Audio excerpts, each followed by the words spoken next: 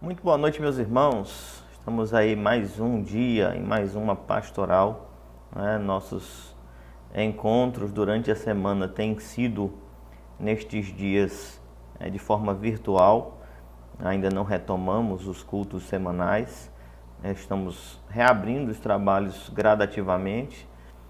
Já estamos no domingo pela manhã e à noite com o culto matinal e o culto vespertino, às 9 da manhã e às 19 horas na parte da noite, tá? Então estejam participando. Você que não se enquadra nos grupos de risco, não deixe de congregar, né, como é costume de alguns. Mas hoje nós vamos a pergunta de número 52. Nós temos estudado o Catecismo de Heidelberg e estamos encerrando aqui no Catecismo de Heidelberg a parte, né, do Credo Apostólico que fala sobre a pessoa do Filho. Aí nós vamos iniciar na semana que vem o Espírito Santo, a terceira pessoa da Trindade.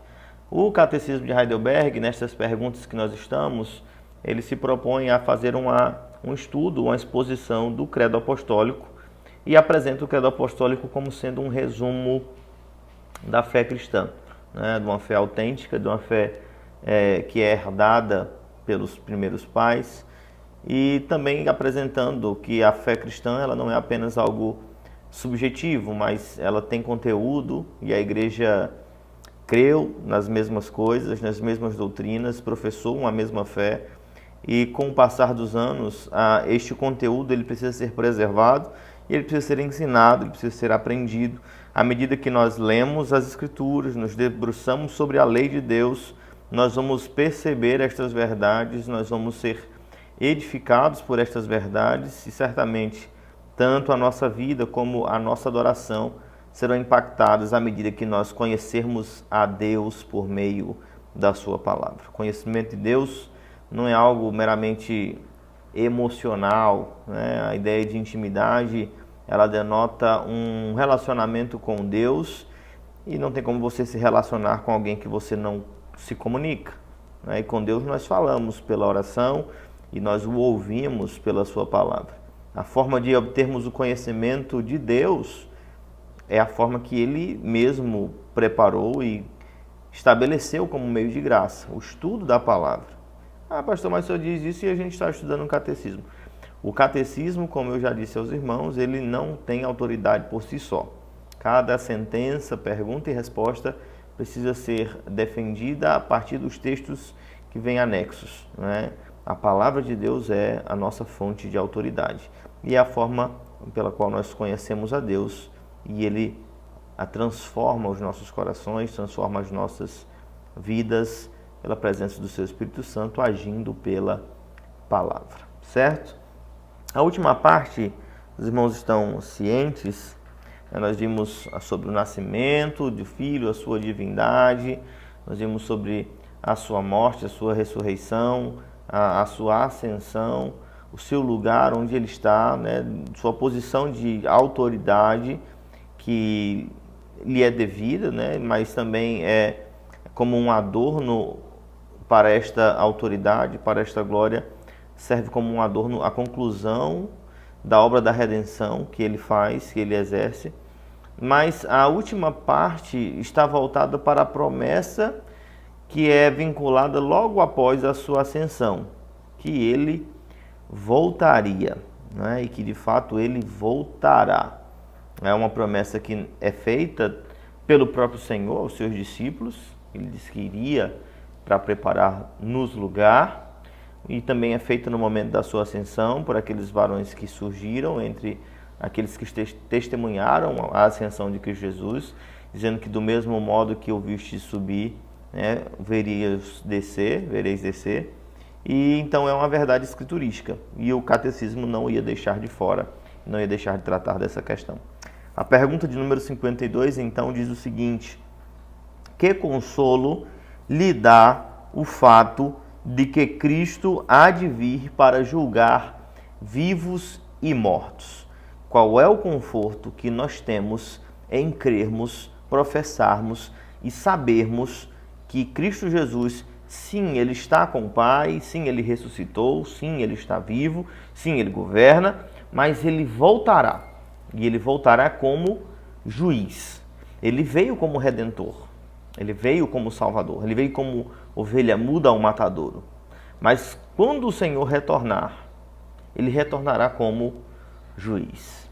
Tanto que nós conhecemos este dia como o dia do juízo, né? O grande dia do Senhor, o grande e terrível dia do Senhor. Há para o povo de Deus motivo de esperança, de paz, ou como a própria pergunta coloca, consolo.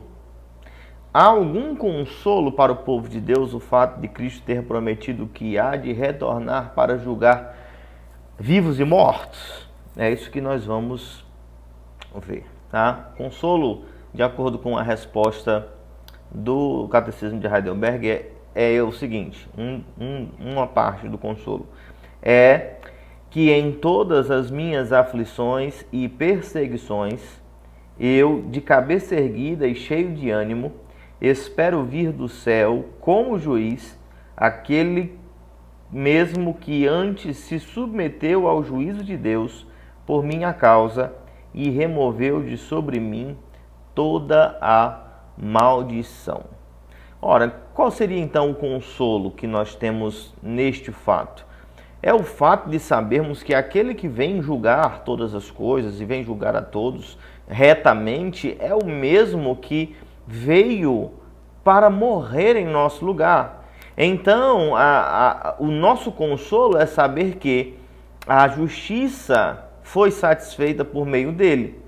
Então, quando ele vier para julgar a vivos e a mortos, a nossa esperança é sabermos que seremos encontrados justificados por meio dele. E então, a sua vinda não torna-se como algo a ser temido, e sim como um benefício, uma esperança. Mas antes, nós vamos dar uma olhada um pouco nas Escrituras sobre algumas referências a respeito da vinda de Cristo. Primeiro, nós estamos falando do consolo de saber que Ele vem. Mas será que a Escritura apresenta textos suficientes para que nós possamos afirmar que Ele vem? Eu creio que sim. Você, se é cristão e leu a Bíblia pelo menos um pouco, sabe que sim, né? Mas vamos a algumas referências para fortalecer este ponto. Evangelho de Lucas, capítulo 21, versículo 28. Eu coloquei a pergunta aí e as referências. Você pode conferir em sua casa, tá? Veja, versículo 28. Ora, ao começarem estas coisas a suceder, exultai e erguei a vossa cabeça, porque a vossa redenção se aproxima. O texto do evangelista, ele vai tratar ao grande dia do Senhor, o dia em que o Senhor Jesus Cristo há de retornar, como algo que deve cativar nos corações dos santos a esperança de saber que a redenção, o dia da nossa redenção se aproxima. Não é? O dia em que nós teremos a nossa luta contra o pecado encerrada, o dia em que o Senhor há de nos dar um corpo glorificado e o dia certamente em que todas as mazelas que têm afligido a criação após a queda, elas serão encerradas, porque o próprio Cristo há de subjugar toda a impiedade e de extirpar da criação o pecado. Ele não precisa fazer mais nada, porque está consumado, tudo já está feito, mas há ainda, né, dentro do ministério da igreja, um período em que a igreja vai propagar este evangelho, anunciar este evangelho, até que o último eleito seja alcançado. Tá? O trabalho de Cristo está completo. Por causa da sua longanimidade e misericórdia, que o grande dia ainda não aconteceu. Tá? Mas haverá um tempo para se encerrar o ministério da igreja no que diz respeito à evangelização e à expansão do reino. E aí haverá continuidade no ministério da igreja no que diz respeito à comunhão dos santos e à adoração, tá? Então entenda isso, existem alguns aspectos que são vitais, né, que são essenciais à igreja, que eles têm um propósito por tempo determinado, que é o caso da evangelização, né? Nós temos este ministério, este trabalho, né, o Ministério da Reconciliação, mas ele há de se encerrar em determinado tempo. A adoração e a comunhão dos santos não, tá? Mas ambos são necessários, importantes e ocupam o seu determinado lugar. Então, queridos, é importante que nós entendamos que nós devemos olhar para o dia que se aproxima, certamente se aproxima, o dia que o Senhor Jesus Cristo há de retornar, desejosos, não é? Desejosos. Veja como o texto de Romanos, capítulo 8, vai mencionar a expectativa que nós devemos ter, e não apenas nós, mas toda a criação de fato o aguarda, né? O retorno, a manifestação da glória dos filhos de Deus. Veja, Romanos capítulo 8, versículos de 22 a 25 diz: porque sabemos que toda a criação, a um só tempo, geme e suporta angústias até agora. E não somente ela, mas também nós, que temos as primícias do Espírito. Igualmente, gememos em nosso íntimo, aguardando a adoção de filhos, a redenção do nosso corpo. Porque na esperança fomos salvos. Ora, esperança que se vê não é esperança, pois o que alguém vê, como espera? Mas se esperamos o que não vemos, com paciência aguardamos, né? Nós aguardamos e toda a criação também aguarda a manifestação dos filhos de Deus, a redenção do nosso corpo, não é? Mais uma passagem, a Filipenses capítulo 3, versículos 20 e 21 diz: pois a nossa pátria está nos céus, de onde também aguardamos o Salvador, o Senhor Jesus Cristo, o qual transformará o nosso corpo de humilhação para ser igual ao corpo da sua glória, segundo a eficácia do poder que ele tem de até subordinar a si todas as coisas. Então há uma expectativa do povo de Deus pela vinda do seu Senhor. Ele é o seu Redentor, ele é aquele que vai nos livrar desta humilhação, do corpo desta morte, e por meio dele nós obtemos justiça e salvação. Ele é o encerramento do nosso sofrimento neste mundo caído, tá? Ainda, veja, Tito capítulo 2, versículos de 11 a 14 diz: porquanto a graça de Deus se manifestou salvadora a todos os homens, educando-nos para que, renegadas a impiedade e paixões mundanas, veja, vivamos no presente século sensata, justa e piedosamente. Perceba, está falando da salvação, da renegação do mal, da iniquidade, da transformação de vida, vivendo de forma justa, piedosa, e mais, vai vincular a algo que é natural a quem nasceu de novo, versículo 13, a expectativa da vinda do Filho de Deus, dizendo: aguardando a bendita esperança e a manifestação da glória do nosso grande Deus e Salvador, Cristo Jesus. Perceba como é algo intrínseco ao novo nascimento. Ele vai falar: o Evangelho, a graça se manifestou salvadora e nós abandonamos a impiedade e agora vivemos de maneira justa no presente século, piedosa, aguardando a manifestação do Filho de Deus. Então é algo que deve ser natural para quem nasceu de novo, a expectativa do retorno do Filho de Deus. Não é? Isso é importante, irmãos, porque nós temos nos preocupado com as coisas deste mundo em demasia e nós não temos aguardado ansiosamente o retorno do Filho de Deus. Não há desejo pela sua presença, não há desejo pela intimidade com Ele. Não se ouve mais a sua voz, não se lê mais a sua palavra. Como podemos dizer que queremos viver a eternidade com Ele se no presente tempo nós não vivemos de forma justa e piedosa e nós não temos expectativa na sua volta? É algo que, se não ocupa o teu coração, não te faz desejar, Maranata, ora vem Senhor Jesus, você precisa preocupar-se, porque é algo que é essencial para quem nasceu de novo. Nós anelamos o grande dia em que o Senhor há de vir buscar a sua igreja. E há mais um aspecto no final da pergunta de número 52. O primeiro é esta esperança de que o nosso Senhor vai nos buscar, né? Este que removeu a nossa maldição, removeu a nossa condenação, ele vem, é o dia da nossa redenção. E a expectativa também dele, por fim, a iniquidade, diz a segunda parte da questão no catecismo, diz: lançará todos os seus e meus inimigos na condenação eterna, mas levará para si mesmo para gozo e glórias celestiais a mim e a todos os seus escolhidos. Essa é também uma característica que não pode fugir da nossa mente. E você precisa meditar sobre estas coisas.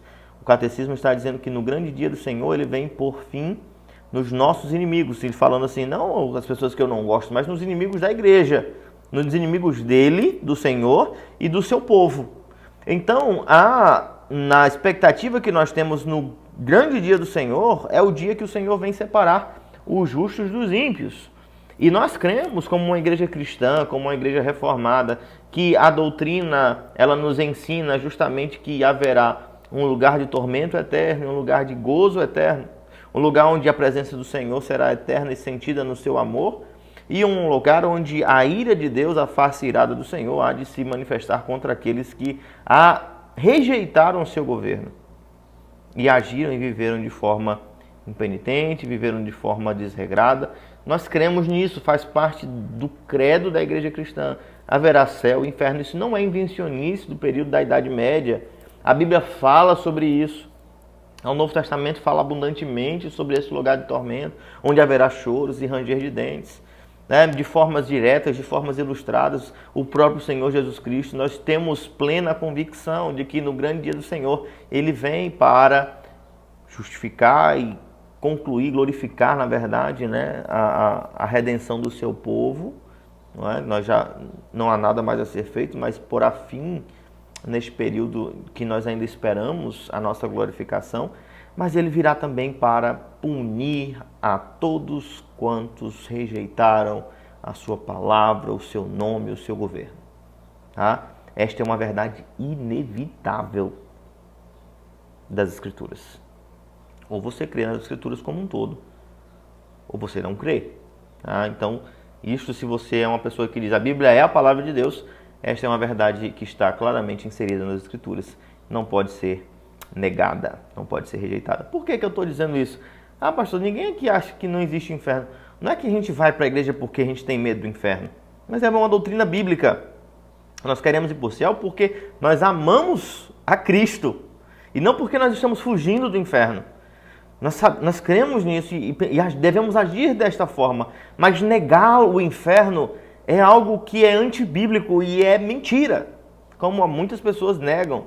E inclusive baseiam-se no amor de Deus para rejeitar a doutrina bíblica que apresenta a condenação, o sofrimento que há de padecer o ímpio, a quem queira amenizá-lo. E isso não é a verdade de Deus. Veja, Mateus 25, versículos de 31 até eu não vou ler tudo, mas eu vou ler a primeira parte, até o 46, depois você lê em casa.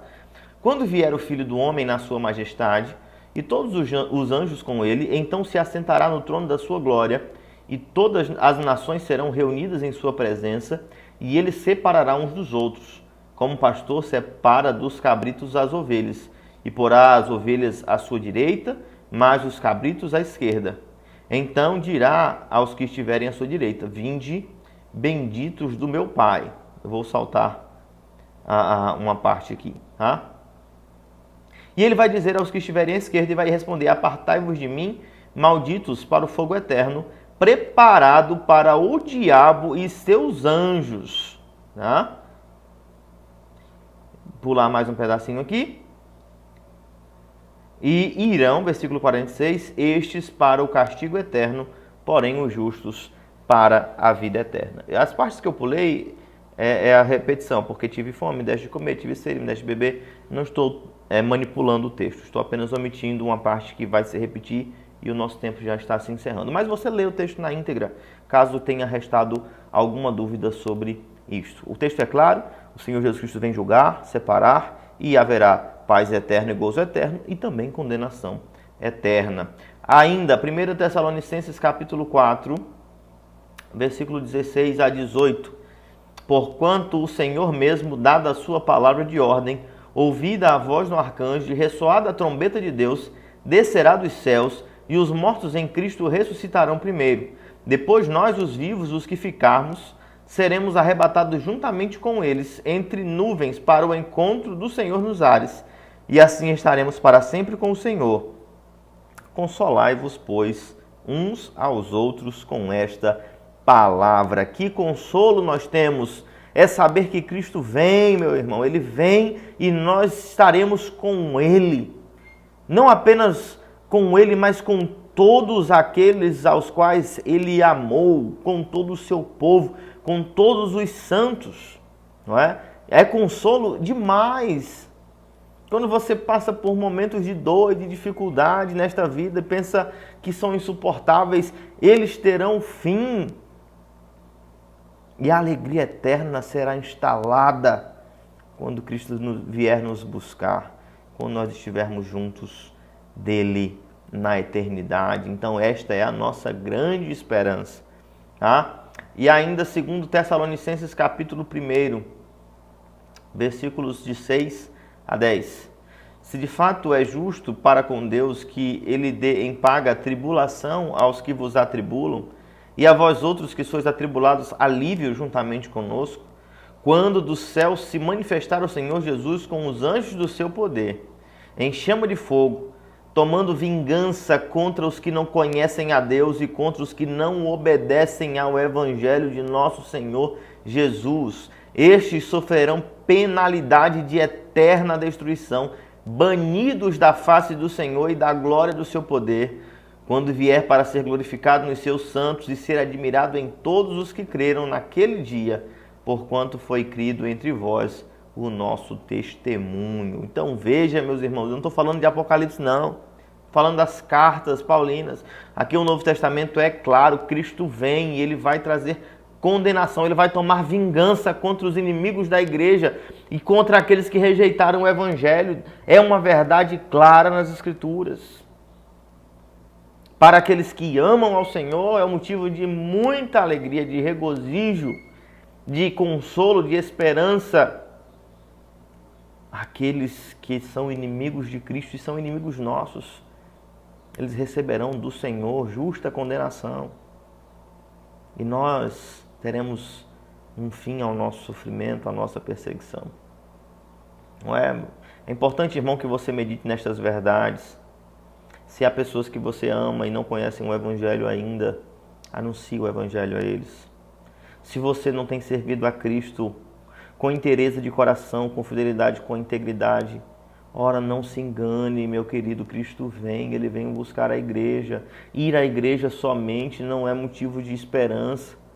Ir à igreja aos domingos não dá paz ao coração. O que nos dá paz é termos convicção de que estamos unidos ao Senhor Jesus Cristo, que o Seu Espírito Santo habita em nossos corações e, portanto, nós desfrutamos de todos estes benefícios que foram conquistados por Ele. Tenha essa verdade firme no teu coração. Cristo vem para a nossa alegria, para o nosso bem. Mas Ele vem também trazer destruição para aqueles que rejeitaram o Seu nome. E isso também é para o nosso bem e para a manifestação da glória e da justiça do nosso Deus. Amém? Queridos, vamos ficando por aqui. Meu tempo já passou, já estourou. Na terça-feira a gente volta falando sobre a próxima parte do credo, tá? Fica aí também com um aviso, também um convite do nosso missionário, o pastor João, que está lá em Mangabeiras. Ele está fazendo um convite para os irmãos participarem da live que vai acontecer neste sábado. Fica aí o aviso com vocês. Olá, queridos, passando aqui para convidar você para assistir a nossa live de aniversário, próximo sábado, dia 12, às 19 horas, por este mesmo canal, o canal da Primeira Igreja Presbiteriana de Balsas. Você vai sintonizar pelo YouTube e você vai poder interagir conosco também. Então é isso aí, mande para outras pessoas, convide outras pessoas para próximo sábado, dia 12, estarem sintonizados conosco às 19 horas. Igreja Presbiteriana em São Raimundo das Mangabeiras, 10 anos. Até aqui nos ajudou o Senhor.